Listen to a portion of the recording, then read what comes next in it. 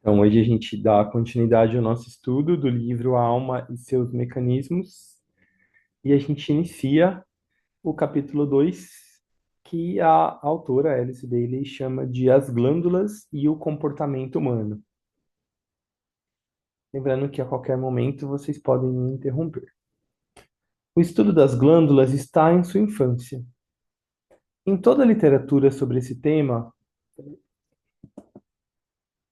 afirma-se que muito pouco se sabe e que a essência interna, chamada tecnicamente de hormônio particular de qualquer secreção glandular, ainda não foi descoberta, e que este tema está velado por aquele mistério.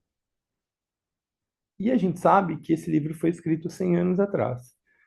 Então, claro que hoje fala-se muito mais dos hormônios do que se falava naquela época. Hoje tem-se já mais conhecimento acerca dos hormônios que as glândulas secretam, mas eu tenho alguns amigos e amigas endócrinos que dizem que, com certeza, há muito mais para ser descoberto do que já foi.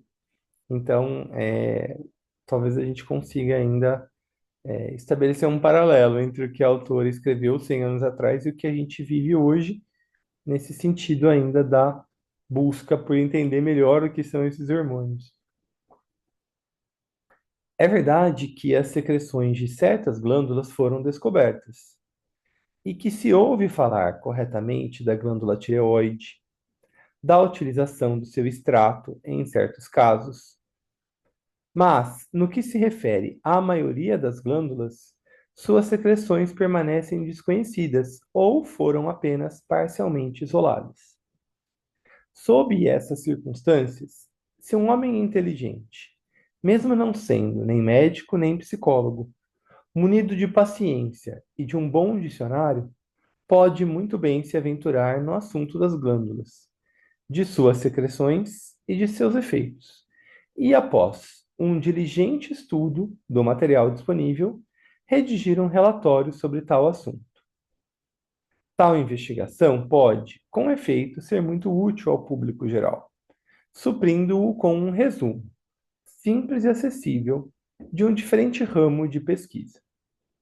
Esse relatório poderia também ajudar os especialistas, não apenas revelando o efeito dos escritos técnicos dessa natureza, peraí, não apenas revelando o efeito que escritos técnicos dessa natureza podem ter sobre os leitores, mas em especial porque uma mente aberta, não saturada por dados científicos, pode frequentemente ter uma melhor, opa, me perdi hoje,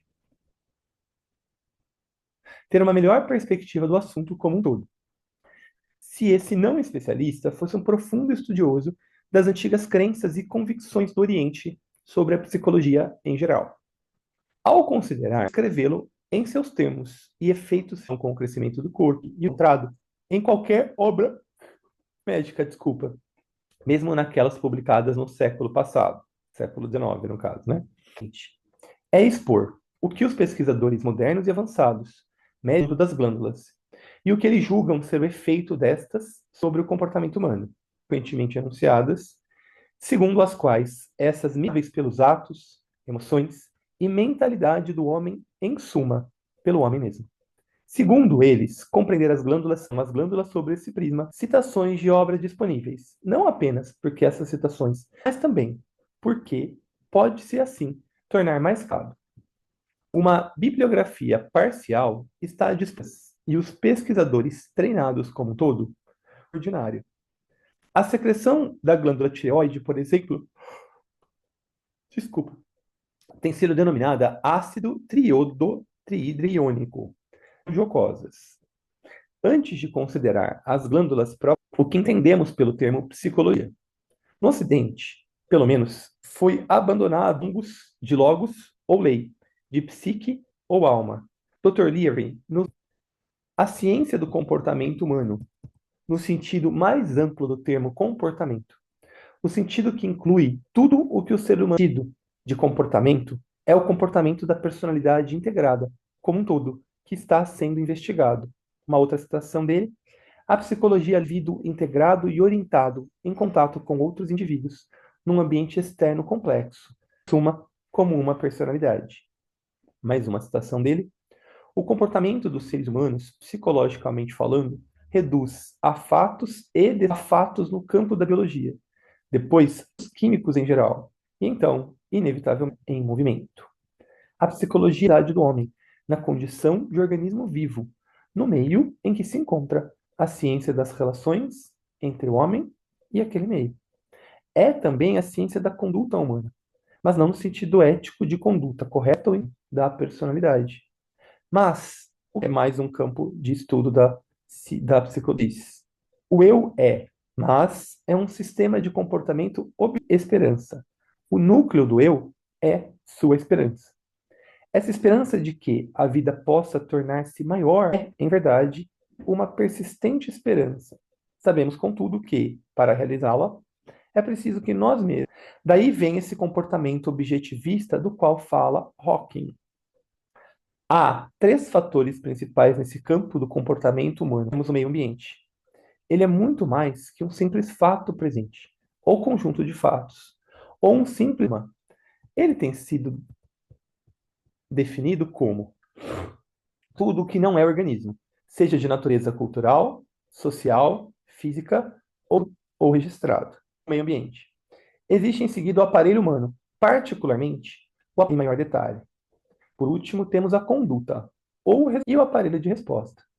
E, dado certo meio ambiente e determinado aparelho, dizem, são inevitáveis a interação desses três fatores, dizem, são inevitáveis a interação desses três fatores resulta no comportamento humano.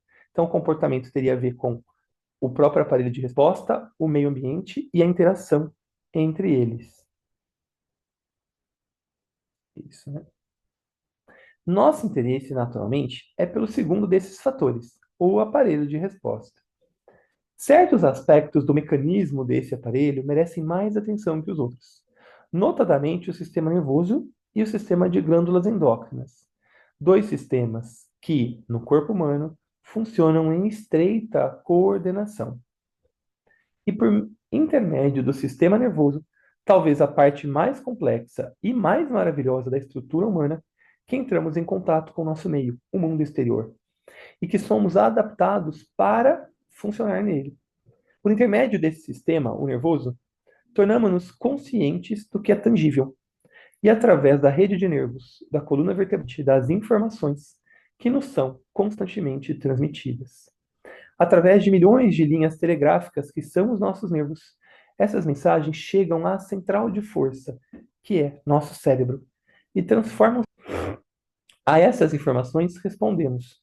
Uma atividade inversa se institui e somos galvanizados à ação nervosa que chega em parte. Existem atividades paralelas no sistema das glândulas endócrinas e no sistema muscular. E o entrosamento de atividades é tão intenso que, a menos que as glândulas endócrinas estejam funcionando normalmente, não haverá resposta adequada à informação transmitida, nem transformação de um tipo de energia em outro.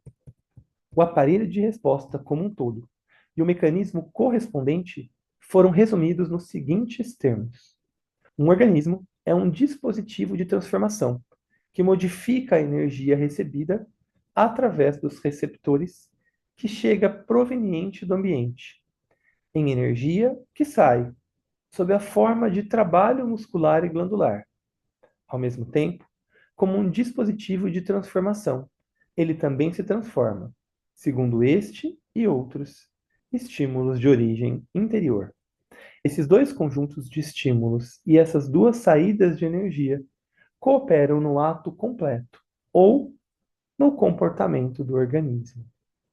O sistema nervoso e os músculos podem ser descritos sem muito rigor como sendo o aparelho físico de resposta e os meios pelos quais a resposta física ao meio ambiente é expresso. Mas o sistema nervoso, em conjunto com as glândulas endócrinas, podem ser descritos como um aparelho inteligente e emocional de resposta, e os meios pelos quais a verdadeira resposta é expressa.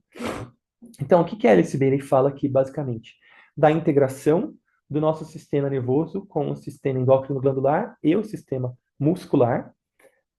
Num primeiro momento, fisicamente falando, o sistema nervoso emite estímulos, recebe estímulos, perdão, para o cérebro, e o cérebro emite estímulos através também desse sistema nervoso que aciona o nosso sistema muscular. Isso é o que a gente define como o sistema nervoso e o sistema endócrino glandular, é o que esse livro, né, o que ela chama isso de uma resposta mental, né, e emocional, a partir dessa interação que a gente ainda não conhece tão bem, né? Afirma-se que essa última interação entre o aparelho e o meio ambiente produz a conduta e o comportamento, que o sentimento e a atividade do pensamento têm sua origem no sistema endócrino, e que até a natureza do homem é assim explicada.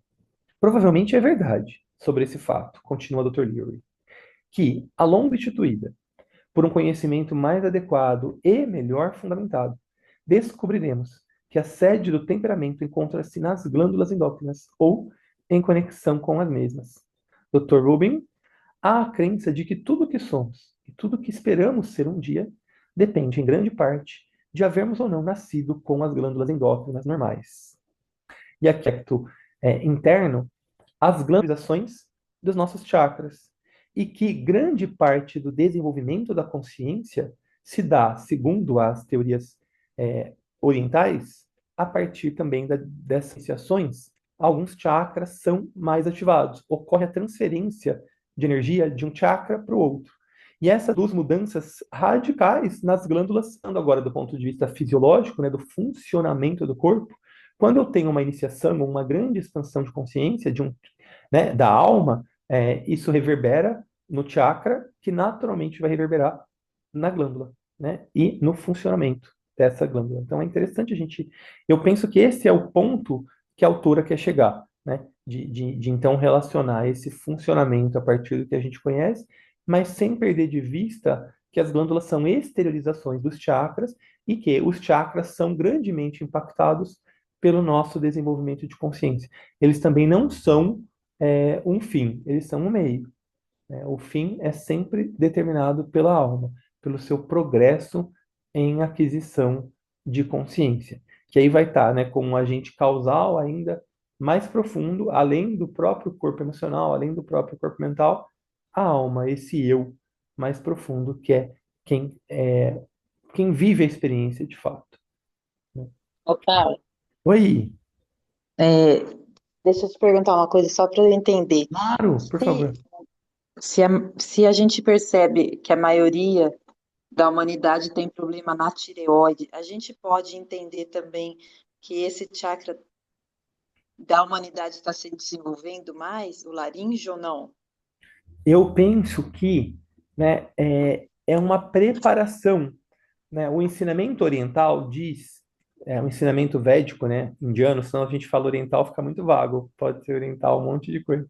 Mas o ensinamento védico original diz que quando a gente passa pela primeira grande iniciação, que é o que na Bíblia é o nascimento do Cristo, né? Quando a gente nasce para uma consciência mais ampla, de percepção mesmo desse eu, que é além do corpo, uma percepção real disso, ocorre a transferência das energias do chakra sacro, né?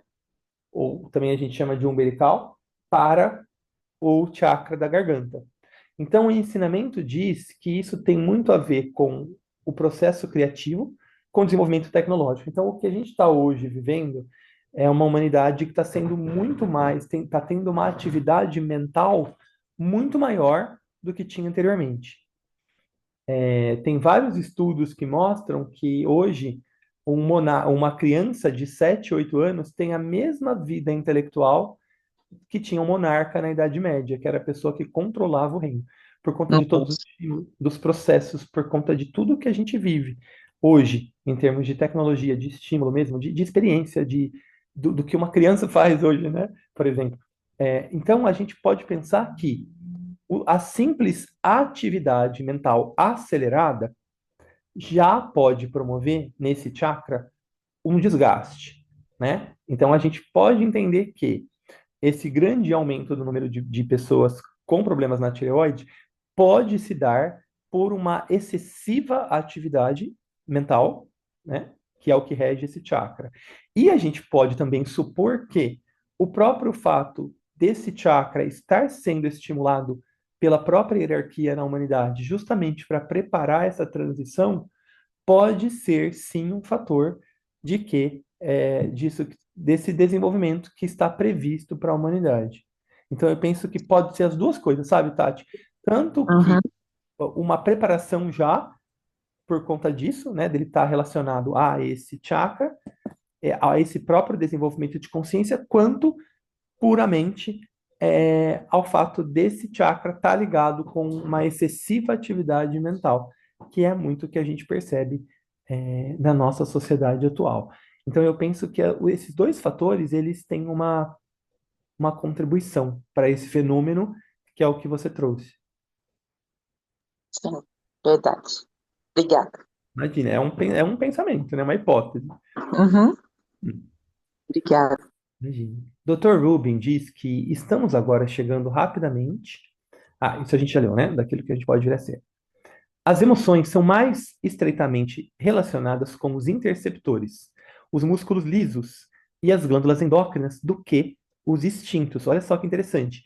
Então, claro, a emoção também se relaciona com os instintos, mas elas estão relacionadas com os interceptores, músculos lisos e com as glândulas endócrinas. Elas regem mais as nossas emoções do que os instintos, como julgava-se anteriormente. Então, isso faz muito sentido para a gente que estuda o desenvolvimento da consciência, porque quanto maior for a minha interação com o meu eu superior, né, com essa fonte de qualidades, de valores, de leis, de princípios, isso vai impactar é, o meu corpo emocional, vai impactar o meu corpo etérico através dos chakras, através das suas exteriorizações, que são as glândulas, através do sistema nervoso central e através da corrente sanguínea, que é onde os hormônios atuam de fato. Porque quando a glândula secreta um hormônio, ele cai na corrente sanguínea. E aí a corrente sanguínea é quem vai levar essa vida, né, hormonal para todo o nosso corpo e vai naturalmente impactar também as nossas emoções. Em sua introdução, Dr. Cobb também nos diz que a ação das glândulas na determinação da estrutura do corpo é indiscutível, e a perspectiva mental, os complexos de comportamento do indivíduo, parece depender do bem-estar físico. E, sem dúvida alguma, o bem-estar físico depende da ação exitosa e da interação das diversas secreções glandulares. Apesar de estarmos apenas no início desse estudo, já avançamos o suficiente para reconhecer que, assim como certos padrões formados no corpo por uma disposição particular das glândulas endócrinas, também a mente recebe sua cota da mesma fonte. Numa recente palestra, o professor Huxley diz: parece claro que o temperamento, mais importante até que o intelecto puro para alcançar o sucesso, depende em grande parte do equilíbrio das diversas glândulas de secreção interna, a tireoide, a hipófise e as outras. Pode até ser que a fisiologia aplicada do futuro venha a descobrir como modificar o temperamento. Acho que a gente pode parar aqui, que já são 7 horas. Vamos marcar aqui para na referência 10. De novo, né? Eu acho que a autora ela traz essas informações primeiro porque ela não era médica nem psicóloga. Então a minha impressão é que a preocupação dela é trazer muitas referências para validar aquilo que ela está propondo, né? Em como observação. Porque esse livro não foi escrito pelo mestre tibetano, né? Que inspirava a Alice Bailey nos outros livros que a gente lê. Esse livro foi escrito por ela. Claro que a gente sabe que ele fazia uma espécie de revisão ou orientava o que ela deveria colocar, mas esse foi escrito por ela. Então, me parece que é uma preocupação da autora colocar esse grande número de referências para validar aquilo que ela está falando. E ainda tem um pouco mais de informações técnicas, mas, como eu dizia, a ideia dela é ir construindo, né, baseado em informações, a tese de que a alma é o verdadeiro agente causal, né, para além do nosso próprio sistema nervoso, para além do nosso cérebro, para além até do próprio sistema endócrino glandular. Ela está explicando como tudo isso vai se relacionando, mas a ideia é chegar numa integração entre tudo isso, entre toda essa nossa expressão, mas a partir de um agente causal, que é o nosso eu mais profundo, né? A nossa alma. Tudo bem por aqui? Como é que vocês estão? Tá interessante? Tá chato? Vamos, porque esse estudo existe por conta do grupo. Se não for também exatamente o que vocês estão esperando, a gente pode rever, revisitar, enfim, né? Foi uma ideia minha a gente ler esse material para trazer mais subsídio para a gente entender melhor até o nosso próprio processo.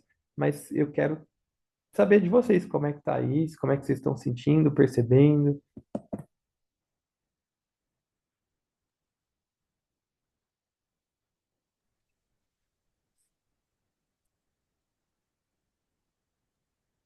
Ai, Bom dia.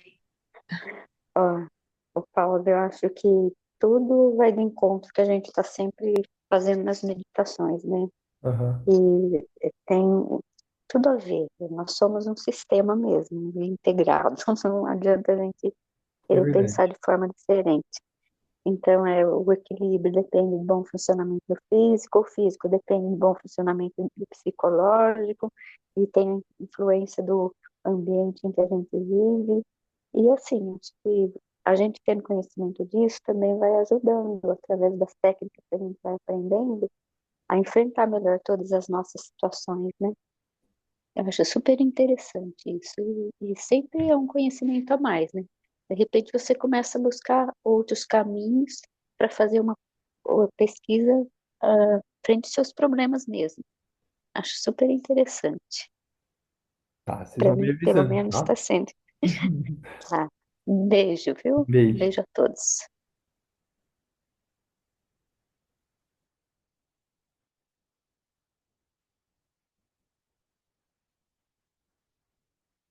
A Cris escreveu aqui que só quem passa pela menopausa sabe a importância dos hormônios estarem equilibrados, é verdade. Faz muito sentido para mim aqui, porque é, os hormônios são a expressão das glândulas, que, por sinal, são a expressão dos chakras. Os chakras são, aqui no nosso plano etérico físico, uma expressão de como está o funcionamento dos corpos emocional e mental, que, por sinal, são também expressões transitórias da alma. Então, tá tudo muito integrado, né? Só não quero que fique muito técnico para não ficar chato para vocês. Mas a ideia desse livro e a minha ideia da gente estudar esse livro é para entender essa integração, para mostrar mesmo para a gente que não tem nada que acontece separado, que está tudo ali funcionando junto e é tudo uma coisa só. E é por isso que ela faz essa chamada para a psicologia, né?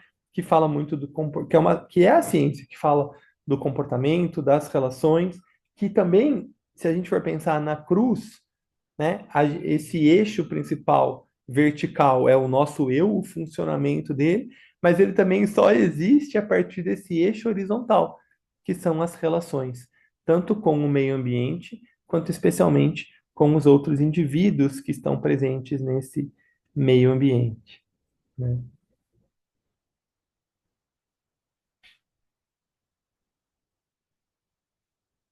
Bom dia, então. Um ótimo dia. À noite, a gente retoma as nossas atividades na casinha. 7h15, a gente começa a nossa meditação. A gente vai retomar o estudo sobre as regras de magia que estávamos estudando no ano passado. E a gente começa a nossa atividade também de atendimento ao público. Um grande abraço e muito obrigado.